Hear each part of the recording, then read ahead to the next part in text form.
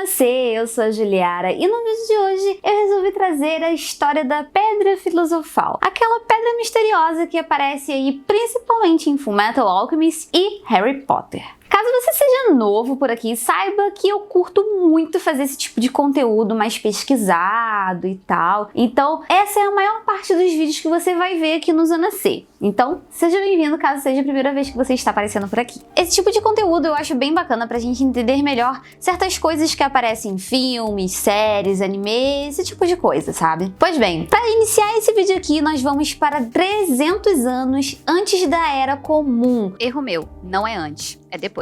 Onde foi registrado pela primeira vez o nome ali da Pedra Filosofal. Essa menção aí da Pedra Filosofal foi encontrada pela primeira vez na obra Sherlock Meta, do alquimista grego Zósimos de Panápolis. Esse cara aí foi o responsável por escrever os mais famosos livros de alquimia. Ainda falando aí sobre registros que mencionavam a Pedra Filosofal, alguns alquimistas como Elias Ashmole, que era um antiquário inglês, junto com um outro autor que na verdade nem nunca foi divulgado esse nome aí desse outro autor, eles remetiam à origem da Pedra Filosofal lá para a época do Jardim do Éden, lá aquela história bíblica, e eles diziam, no caso, que o Adão teria adquirido muito conhecimento através de uma pedra que o próprio Deus deu para ele. A lenda da pedra foi ali comparada com a história bíblica do Templo de Salomão e a pedra angular rejeitada do Salmo 118. Saindo da parte bíblica e indo até onde as raízes rastreáveis nos levam, seguindo esse caminho aí, nós chegamos até a filosofia grega. Os alquimistas usavam como base os elementos clássicos, que são terra, ar, água e fogo, o Anima Mundi, que não é aquela exposição que tem de animações que vem do mundo todo aí, e também histórias da criação, principalmente baseada em textos como Timeu, de Platão, como analogia aí ao processo da pedra. Agora, explicando um pouquinho, voltando um cadinho e para eu poder,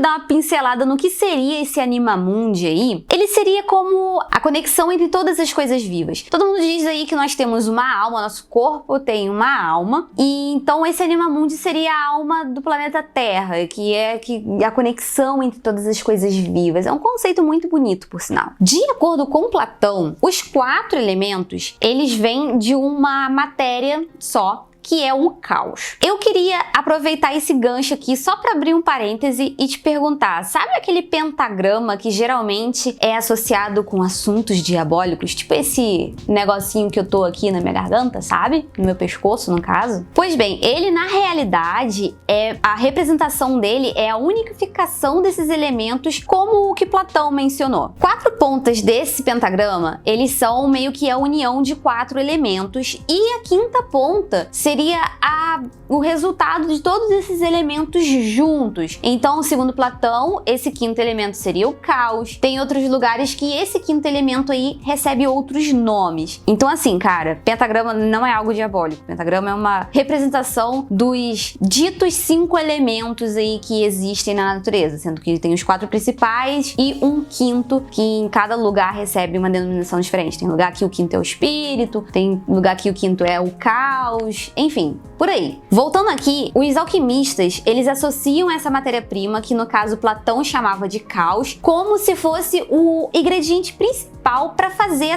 dessa pedra filosofal. E a importância dessa matéria-prima aí, ela persistiu ao longo de toda a história da alquimia. Thomas Vogano, que era um alquimista, que ele era mais conhecido pelos seus trabalhos com magia natural, lá no século 17, escreveu a seguinte coisa: a primeira matéria da pedra é aquela matéria que deu origem a tudo. Então, a gente volta lá para a teoria de Platão. Assim, existem aí as teorias de que o caos que originou todo o Big Bang e tudo mais, sabe? Então, a gente volta até mesmo ali pro início da história da Terra, da história das galáxias e tudo mais. Bom, agora para que eu possa prosseguir um pouco mais, eu vou relembrar aqui o que seria a alquimia. Na Idade Média, tinha aquela corrida ali para ver quem conseguia achar a cura para todos os males, The Cure for All Illness. Tem até um filme com esse nome, só que não tem nada a ver com a Pedra Filosofal, tá? Então essa busca pela aquela coisa que iria curar todos os males do mundo, que iria deixar as pessoas 100%, que ninguém mais ia ter doença, essa corrida aí que foi originando essa teoria aí da Pedra Filosofal e tudo mais. Essa busca aí, que foi chamada de alquimia, na real, ela juntava várias áreas da ciência, tipo filosofia, química, biologia, medicina. Então, assim, meio que a alquimia era a ciência que juntava todas as outras ciências, sabe? Então, com essa junção de todos esses conhecimentos, que essa galera aí, ela tinha tanto conhecimento, né, que acabou desenvolvendo vários estudos para várias áreas que posteriormente foram aproveitadas. Uma das coisas que a alquimia trabalhava muito era o conceito da transmutação. Esse conceito aí era um dos mais fascinantes da alquimia, obviamente, porque era esse daí que falava que, através da alquimia, com o auxílio de uma determinada coisa, daria para transformar metais em metais mais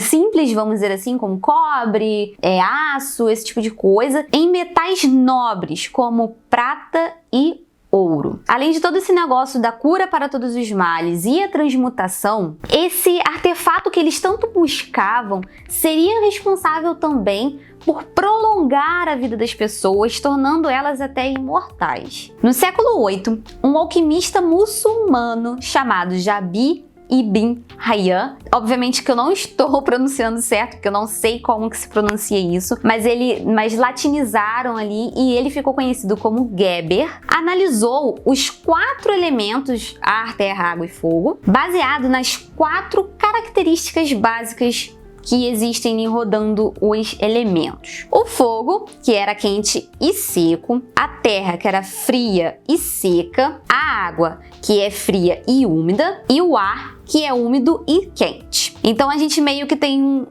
um ciclo aí, se a gente for ver, tudo se conecta. Então ele teorizou que cada um dos metais era a combinação de 4 qualidades desses elementos, 2 no exterior e 2 no interior. Eu fiz ao contrário aqui, mas você entendeu. Então, com isso, a transmutação reorganizaria aí essas qualidades, e isso só seria possível com a ajuda de um 5º elemento. Essa substância aí, em grego, era chamado de zérion, e em árabe, ele era chamado de al-iksir, que posteriormente originou a palavra elixir que nós conhecemos. Era considerado também que essa tal substância aí seria um pó vermelho, conhecido como al-kibrik al-amar, que seria um enxofre vermelho, feito de uma lendária pedra, a bendita Pedra Filosofal. Então esse pó aí foi considerado crucial para as fórmulas alquímicas da galera lá das Arábias. Do século XI ao século XIII houve muita discussão a respeito da Pedra Filosofal em si, se ela realmente existia, se ela existisse, se ela realmente funcionaria ali no que eles queriam fazer. No século XVI, havia um alquimista suíço conhecido como Paracelso, ou se você preferir chamar pelo nome original dele, que é Philippus Aureolus Theophrastus Bombastus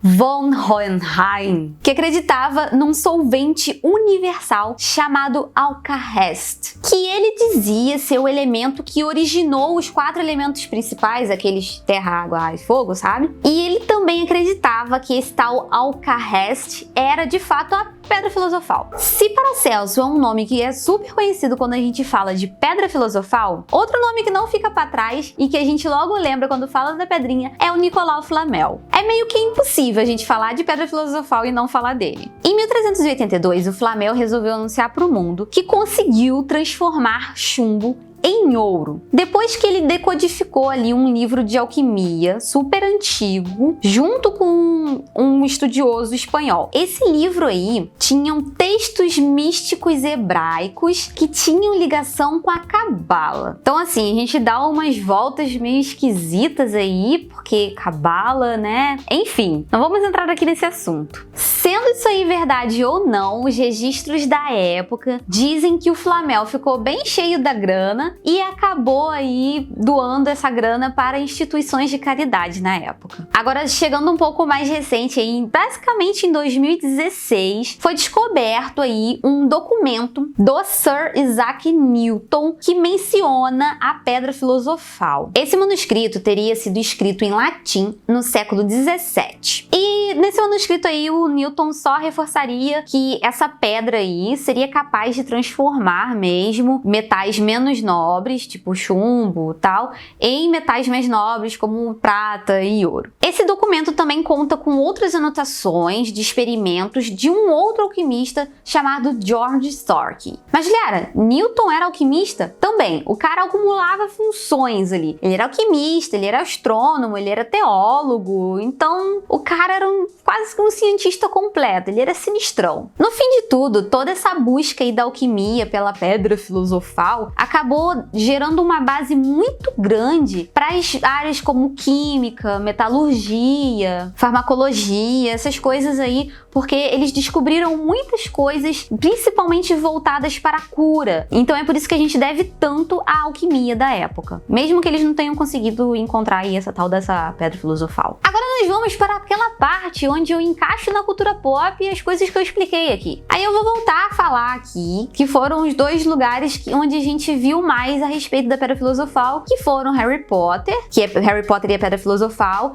que ali a gente não tem tanto destaque assim para a história da pedra em si. Nós temos mais o Voldemort correndo atrás do Harry para poder pegar essa pedra. Essa história aí foca mais na disputa do que no que seria a pedra filosofal em si. Até a gente tem uma breve explicação dela. Nós temos também a presença do Nicolau Flamel, que a J.K. Rowling colocou ali no meio da história, mas nós não temos tanta coisa assim em relação à pedra de fato. E aí a gente vai também para Fullmetal Alchemist, que na verdade aqui nessa história, que é um anime, não sei em que mundo você vive que você nunca ouviu falar em Fullmetal, eu espero muito que você já tenha ouvido falar em Fullmetal e principalmente assistido, porque é maravilhoso. Aqui em Fullmetal nós temos a história toda girando em torno dessa pedra filosofal que os irmãos Alphonse e Edward Elric estão buscando. Só que aqui em Fullmetal nós temos a alquimia de uma maneira um pouco mais fantasiosa. Porém, é respeitado muito o lance da troca equivalente que de fato existia na alquimia. Acontece que ali em Fullmetal nós temos muitas outras coisas a serem discutidas além desse lance da pedra filosofal, sabe? É uma coisa que se você parar pra pesquisar você vai achar muita coisa. E Cabala tá ali no meio também. Posso te assegurar que temos Cabala no meio de Fullmetal. Mas aí a gente tem que dar uma pesquisada, dar uma lida em todas as simbologias que...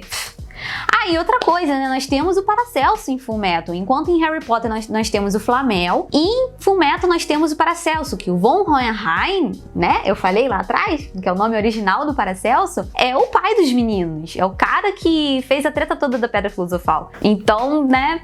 Enquanto em um nós temos o cara que virou alquimista por causa da pedra, no outro nós temos o alquimista que foi um dos responsáveis por disseminar a palavra da Pedra Filosofal. Bom, então é isso, eu espero que você tenha gostado desse vídeo aqui. Essa é mais ou menos um pouco da história da Pedra Filosofal. Eu tenho até um fato aqui que eu vou trazer, porque eu não coloquei no meio do vídeo, mas no meio dessas pesquisas que eu tava fazendo pra trazer esse conteúdo pra cá, eu vi até que tiveram duas cientistas brasileiras que, na teoria, teriam encontrado, de fato, a receita para a Pedra Filosofal. Então, elas teriam encontrado aí a receita escrita num verso de um bilhete, uma parada assim.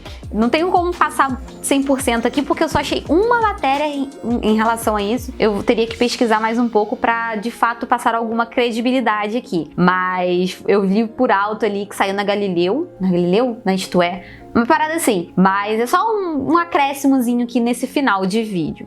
E aqui no final estão aparecendo mais 2 vídeos para você continuar acompanhando o trabalho do Zona, caso você tenha gostado desse vídeo aqui. Então é isso, eu espero te ver em breve aqui no canal. Até lá, tchau, tchau!